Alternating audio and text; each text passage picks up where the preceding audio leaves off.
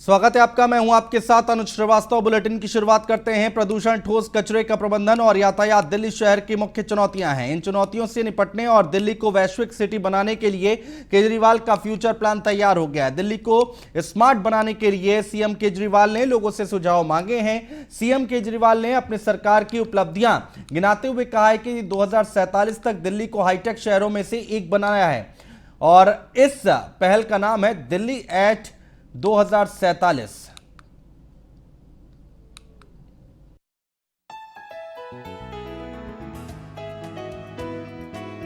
Metro की चमक धमक भरी जिंदगी दूर रहने वालों को लुभाती है। अपने पास बुलाती हुई तेज रफ्तार है दिल्ली। देश की राजधानी को अब और भी खूबसूरत बनाने के लिए सीएम केजरीवाल का फ्यूचर प्लान तैयार हो गया है। प्लान के मुताबिक 2047 तक दिल्ली किसी विदेशी और हाईटेक शहर से कम नहीं होगी, जिसको लेकर दिल्ली सरकार ने तैयारियां शुरू कर दी हैं। केजरीवाल सरकार ने दिल्ली को प्रदूषण मुक्त बनाने के लिए इंतजाम कर दिया है। अगर सब कुछ ठीक रहा तो दिल्ली वासियों को जल्द प्रदूषण से राहत मिल जाएगी। दिल्ली में ऐसे पार्क का निर्माण किया जा रहा है जिससे दिल्ली वासियों को प्रदूषण से बड़ी राहत तो मिलेगी ही, साथ में ये पार्क दिल्ली की खूबसूरती में चार चांद लगा देगा। दिल्ली को विश्व स्तरीय शहरों की लिस्ट में अपना नाम जोड़ने के लिए केजरीवाल सरकार ने लोगों से सुझाव मांगने शुरू कर दिए हैं। बहुत सारे काम हम लोगों को करने हैं, वो हम अकेले नहीं कर सकते। ये बहुत बड़ा काम है, इसमें आप सब लोगों का सहयोग चाहिए, उसमें सिटीजन्स का भी सहयोग चाहिए, उसमें कॉर्पोरेट सेक्टर का भी सहयोग चाहिए। अगर हम सब लोग मिल जाएं, अगर कोरोना जैसी बीमारी से डील कर सकते हैं तो ये वाले सारे सेक्टर्स को भी ठीक कर सकते हैं, हम सारे मिलके ठीक कर सकते हैं। तो अब आप सब लोगों का हमें सहयोग चाहिए और आज ये प्लेटफॉर्म उसी लिए डेवलप किया गया है जिसमें हम आपसे चेक लिखवाने के लिए नहीं आएंगे। हमें आपकी एक्सपर्टीज चाहिए, हमें आपके आइडियाज़ चाहिए, हमें आपका पार्टिसिपेशन चाहिए और जैसा आप लोग कह रहे थे हमें आपकी पार्टनरशिप चाहिए।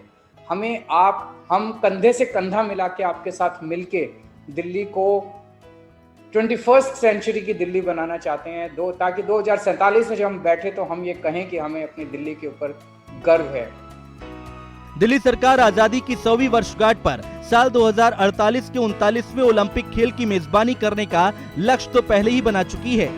साथ ही राजधानी के स्कूलों की तारीफ दुनिया के कई नेता कर चुके हैं। बहरहाल सीएम केजरीवाल ने एक बार फिर साफ कर दिया है कि वो किस तरह राजधानी दिल्ली के विकास के लिए प्रतिबद्ध हैं और इसी राह पर अग्रसर भी। Bureau report, news 1 India.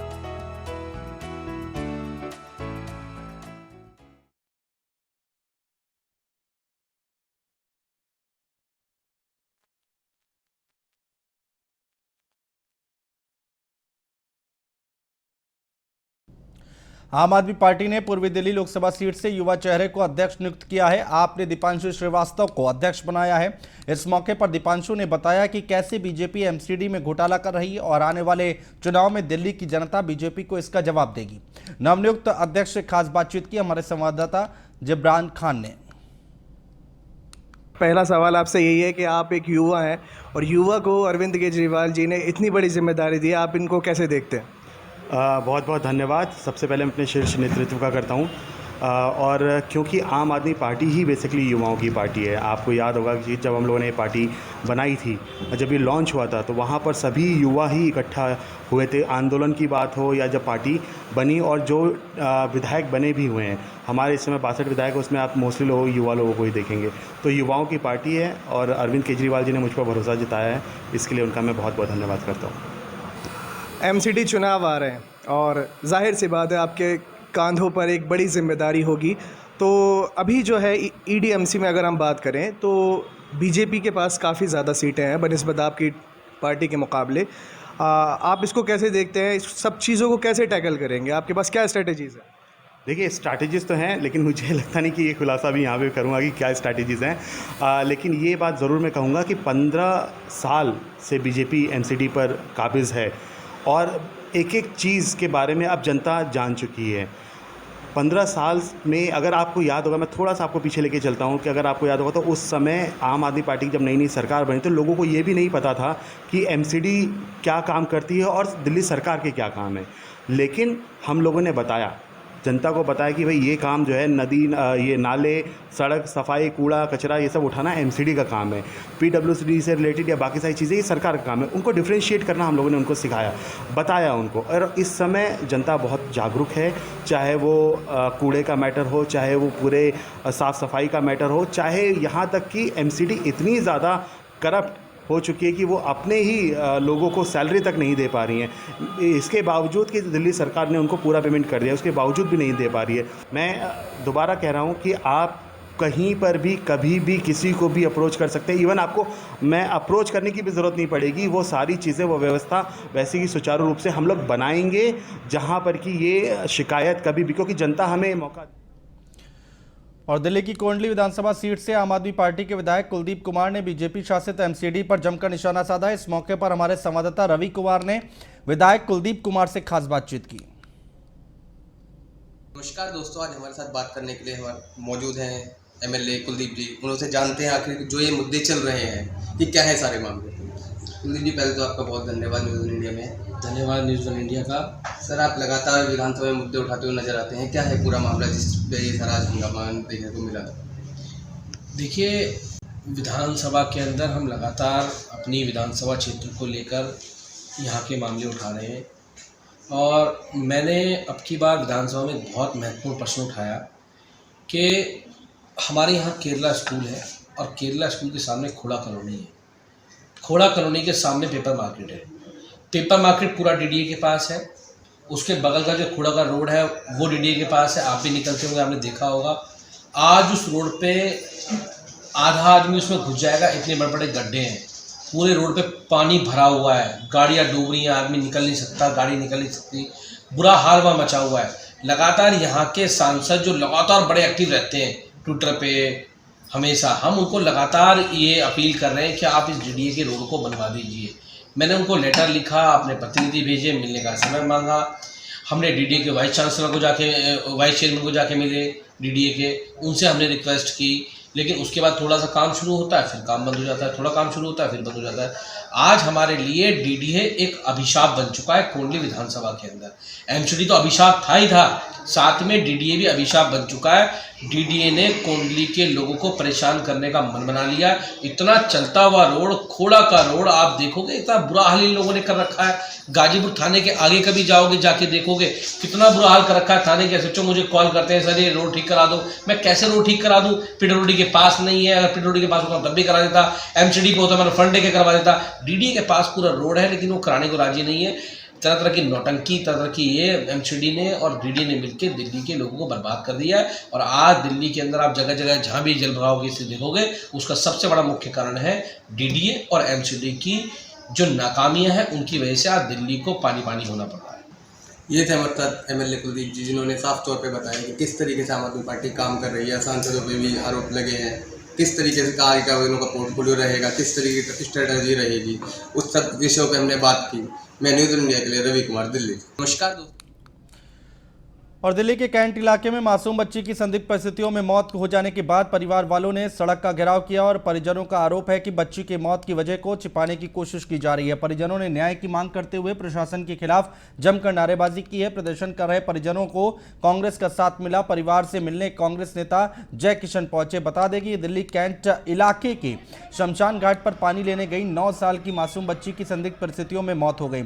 मासूम बच्ची की मौत के बाद परिवार वालों को धोखे में रखकर बिना पोस्टमार्टम के बच्ची का अंतिम संस्कार करवा दिया गया, जिसके बाद जैसे ही परिवार वालों को जानकारी मिली तो उन्होंने बच्ची के अंतिम संस्कार को रुकवा दिया और जलती चिता पर पानी डाल दिया। जिसके बाद परिवार वाले और स्थानीय लोगों ने मिलकर प्रशासन के खिलाफ जमकर प्रदर्शन किया। जिसके बाद स्थानीय लोगों ने सड़क जाम कर प्रशासन के खिलाफ जमकर नारेबाजी की है। परिवार वालों का आरोप है कि मासूम बच्ची के साथ दुष्कर्म कर उसकी हत्या की गई है। चौपट राजा और अंधेरी नगरी के साथ अन्याय हो रहा, गरीबों के साथ। जो पहले हाथरस जैसा कांड हुआ था, सेम उसको दोहराया गया। सरकार की नीयत खराब होने की और गरीब समाज के लोग हैं। पंडित जी की कुछ लोगों की मिली भगत से 9 साल की बच्ची का बहाना बनाया जा रहा है। इसको करंट लगा है, उसका पोस्टमार्टम क्यों नहीं कराया गया?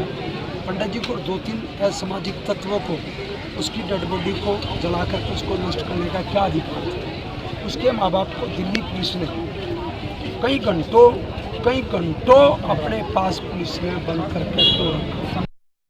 अगर परिवार कह रहा है, समाज कह रहा है कि बेटी के साथ कुछ गलत हुआ है, रेप हुआ है, और बेटी को दबाव में आकर जो है वहाँ के जो जिनके ऊपर अपराध का ये आरोप लगा है, उन आरोपियों ने, देखिए हम तो मांग करते हैं पहले तो एफआईआर में रेप का जो है सेक्शन SC एक्ट का डले। अब ये चाहते हैं कि इसे 304 में हम निपटा दें, कुछ नहीं होने वाला है। ऐसे भी इतने सारे केसेस जो है कोर्ट में लटके पड़े हैं, अगर एफआईआर कमजोर होगी तो चार्जशीट कमजोर होगी। मैं यही इन सबकी तरफ से मांग करना चाहती हूँ, जो समाज कह रहा है कि हमें बेटी को न्याय देना है और बेटी को न्याय मिलना चाहिए, नहीं तो ये एक और बेटी हो जाएगी और फिर कल कोई और हो जाएगी, फिर कोई और हो जाएगी, ये अंत नहीं होगा। राजधानी दिल्ली के पश्चिम जिले के स्पेशल स्टाफ की टीम ने एक सक्रिय अपराधी को गिरफ्तार किया है। जानकारी के मुताबिक ये बदमाश अवैध हथियारों की खेप लेकर Delhi ring road CRPF camp bus stand पहुंचा था। सूचना के आधार पर पुलिस ने दबिश दी। आरोपी की पहचान लोकेश कांदला उत्तर प्रदेश निवासी के रूप में हुई है। पुलिस ने इसके कब्जे से 7 देसी पिस्टल और 2 देसी सिंगल बैरल शॉट गन बरामद की है। ये बदमाश पहले भी हरियाणा के सोनीपत में एक खेप हथियारों की सप्लाई कर चुका है।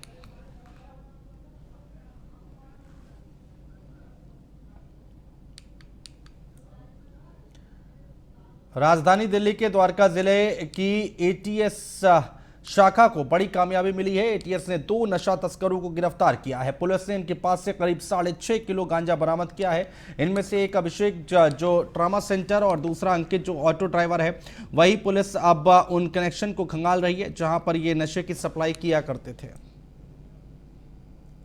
ATS की टीम ने तकरीबन 6.5 किलो गांजा बरामद किया है और इसमें 2 अक्यूज्ड, पहला अभिषेक जो कि ट्रॉमा सेंटर एम्स में काम करता है और दूसरा अंकित जो कि ऑटो ड्राइवर है। ये दोनों जो है एक बैड कंपनी में पड़ गए थे और उस वजह से ये जो है नार्कोटिक सब्सटेंसेस की कंजम्पशन की हैबिट इनकी पड़ गई थी और इनके इलिसिट ट्रांसपोर्टेशन में भी ये इंडल्ज होने लग गए थे। ATS की टीम के पास इंफॉर्मेशन थी इनके बारे में और सब्सिक्वेंटली ट्रैप लगाकर इन दोनों को पकड़ा गया और 6.5 किलो गांजा बरामद किया गया और इनका जो सोर्स है इसका 6.5 किलो गांजा था, उस तक पहुंचने के लिए इन्वेस्टिगेशन की। राजधानी दिल्ली में शराब तस्करों के हौसले बुलंद हैं। ताजा मामला संगम विहार इलाके का है जहां पुलिस ने एक शराब तस्कर को गिरफ्तार किया है। पुलिस ने तस्कर के कब्जे से शराब के 105 कार्टन और एक टेम्पो जब्त की है और दरअसल चेकिंग के दौरान पुलिस को बिना नंबर प्लेट का एक ऑटो आता दिखाई दिया, जिससे पुलिस ने रोकने का प्रयास किया लेकिन चालक ने टेम्पो नहीं रोका, जिसके बाद पुलिस ने पीछा करते हुए तस्कर को पकड़ लिया। तस्कर की पहचान झंडे वाली गली बवाना गांव के रूप में हुई है। वहीं पुलिस ने तस्कर के खिलाफ आबकारी अधिनियम के तहत मामला दर्ज कर लिया है।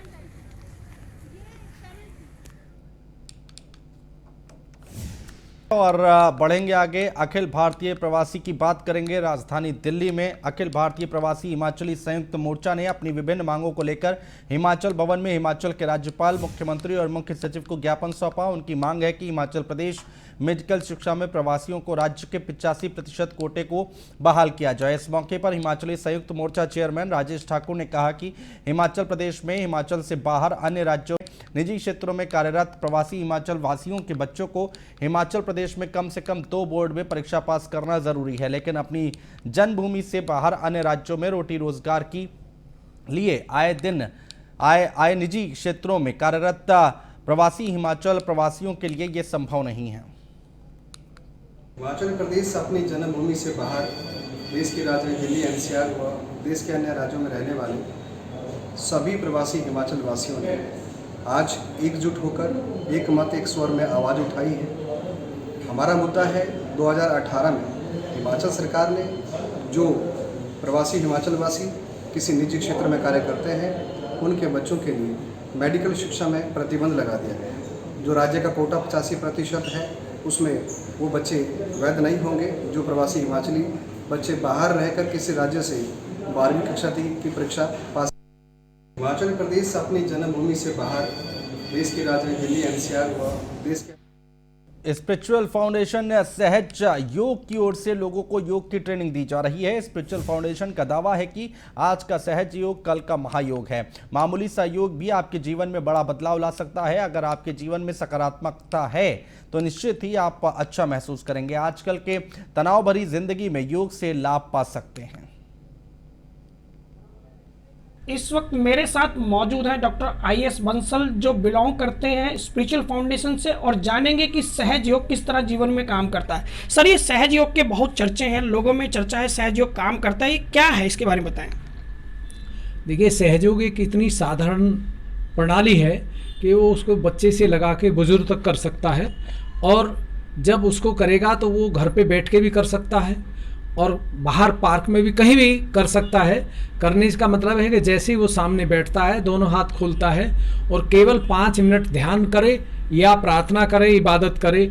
जैसे ही वो इसको करता है तो पॉजिटिव एनर्जी अपने आप शरीर के अंदर से शुरू हो जाती है, और जब वो शुरू हो जाती है तो हमारा जो नर्वस सिस्टम है इस पर आ जाती है। तो अगर ये पॉजिटिव एनर्जी के 2 ही लक्षण हैं, एक है ठंडा आएगा, ये पॉजिटिव है, अगर गर्म आ रहा है तो निगेटिव। निगेटिव का मतलब है हमारी शरीर के अंदर कोई ऐसी नकारात्मक शक्ति है, नकारात्मक सेल्स बन रहे हैं। लेकिन मुश्किल से 3 या 4 दिन के अंदर जो हॉट है वो बदल जाएगा और पॉजिटिविटी आ जाएगी। पॉजिटिविटी आने के बाद में जो भी वो कार्य करेगा उसमें अच्छाई मिलेगी। छोटा बच्चा करेगा पढ़ने में तो उसका ध्यान अच्छा लगेगा पढ़ाई में, और जो साधारण गृहस्थी जीवन है उसको अगर कोई छोटी मोटी तकलीफ भी है तो वो घर पर ही स्वतः ही ठीक होगी, उसको कहीं दवाई। और लखीमपुर खीरी से एक बड़ी खबर है। एक्शन मोड में खीरी SP विजय ढुल और घूस मांगने वाले कोतवाल और 3 सिपाही निलंबित किए गए हैं। ऑडियो वायरल होने के बाद 12 घंटे में की है कार्रवाई। शराब तस्कर को छोड़ने के लिए मांग रहे थे रिश्वत। SP की कार्रवाई के बाद पुलिस महकमे में हड़कंप मच गया है।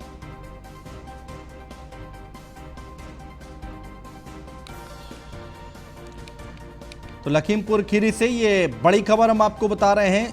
SP की कार्रवाई के बाद पुलिस महकमे में हड़कंप मच गया है। लखीमपुर खीरी से बड़ी खबर। एक्शन मोड में दिखाई दे रहे हैं खीरी के SP साहब, विजय ढुल इनका नाम है। घूस मांगने वाले कोतवाल और 3 सिपाही को निलंबित कर दिया गया है। ऑडियो वायरल होने के बाद 12 घंटे में की है कार्रवाई। तो शराब तस्कर को छोड़ने के लिए मांग रहे थे रिश्वत। लखीमपुर खीरी से ये बड़ी खबर हम आपको बता रहे हैं। SP की कार्रवाई के बाद पुलिस महकमे में हड़कंप मच गया है। लखीमपुर खीरी से खबर आ रही है। एक्शन मोड में दिखाई दे रहे हैं खीरी SP विजय ढुल। घूस मांगने वाले कोतवाल और 3 सिपाही जिनको निलंबित कर दिया गया है। और लखीमपुर खीरी के हमारे ब्यूरो चीफ अवध जायसवाल हमारे साथ जुड़ चुके हैं ज्यादा बातचीत करने के लिए। अवध जायसवाल, क्या कुछ पूरी जानकारी एक बार तफसील से बताइए और समझाइए। अनुज जी, मामला होता है थाना तिकोनिया क्षेत्र का मामला है, जहां पर एक शराब तस्कर को पुलिस पहले पकड़ के लाती है।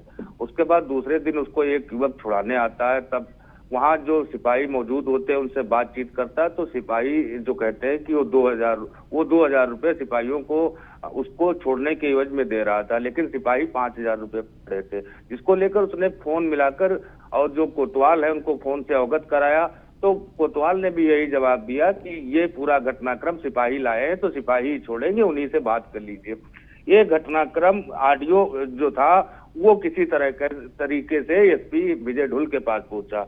SP ढुल ने तुरंत पूरे मामले को संज्ञान में लेते हुए तुरंत उन्होंने क्षेत्राधिकारी CO से जांच कराई, और उसके बाद 12 घंटे के अंदर कोतवाल तिकोनिया और तीनों सिपाहियों को निलंबित कर दिया है। उसके बाद उनके ऊपर जांच भी बिठा दी गई है। ठीक है अवध जायसवाल, बहुत शुक्रिया तमाम जानकारी हम तक पहुंचाने के लिए। और अमेठी में राजेश मसाला की ओर से टीकरी स्थित फैक्ट्री में शिव मंदिर की स्थापना की गई है। वहीं प्राण प्रतिष्ठा होने के बाद शिव परिवार की ओर से भव्य शोभा यात्रा निकाली गई, जिसमें सैकड़ों श्रद्धालु शामिल हुए। दरअसल अमेठी के जिला पंचायत अध्यक्ष और उद्योगपति राजेश अग्रहरी उर्फ राजेश मसाला और उनकी पत्नी नगर पंचायत अध्यक्ष अमेठी चंद्रमा देवी ने मंदिर में स्थापित मूर्ति की प्राण प्रतिष्ठा के कार्यक्रम के तहत भव्य शोभा यात्रा टिकरी से लेकर धमौर तक निकाली, और इस यात्रा में अमेठी क्षेत्र के कई गांवों के लोगों ने हिस्सा लिया। जिसके बाद भव्य भंडारे का आयोजन किया गया, जिसमें सगरा पीठाधीश्वर मौनी महाराज ने भी हिस्सा लिया। भगवान महाकाल की दिव्यतम स्थापना हुई है स्फटिक की शिवलिंग की। स्फटिक की शिवलिंग समस्त कामनाओं की पूर्ति करती है, विजय देती है, राजपद देती है, पुत्र देती है, ऐश्वर्य देती है, विद्या देती है, सिद्धि देती है और समस्त कामनाओं की पूर्ति करती है। उस उपलक्ष्य में भंडारे का आयोजन किया गया है। भगवान की कृपा से इसमें जो लोग भी प्रसाद प्राप्त करेंगे उनकी समस्त कामनाएं पूर्ण होगी, समस्त प्रकार की व्याधियां समाप्त होंगी और जिनकी जो इच्छाएं होंगी अवश्यमेव भोक्तव्यम कृतम कर्म शुभाशुभम की जो बात शास्त्रों में आई है, यम यम चिंतते कामम तम तम प्राप्नोति निश्चितम, जो चाहे वो पूर्ण हो जाए। इस भंडारे का प्रसाद ग्रहण करने से सबकी समस्त कामनाएं पूर्ण भी होंगी और भगवान का दर्शन। ये ओमकारेश्वर महादेव की प्राण प्रतिष्ठा उपरांत भंडारे का आयोजन है, जिसमें पूरे जनपद के सभी जनप्रतिनिधि और स्थानीय जनता की बड़ी संख्या में भागीदारी हो रही है। और आपको ये मैं बताना चाहता हूँ कि इस अनुष्ठान में देश और समाज का भला हो, इसको भी मानकर अनुष्ठान किया गया है। लगभग कितने लोगों की व्यवस्था की है? हजारों की संख्या में श्रद्धालु भक्त भाव से आ रहे हैं। और फिलहाल हमारे इस बुलेटिन में इतना ही। नमस्कार।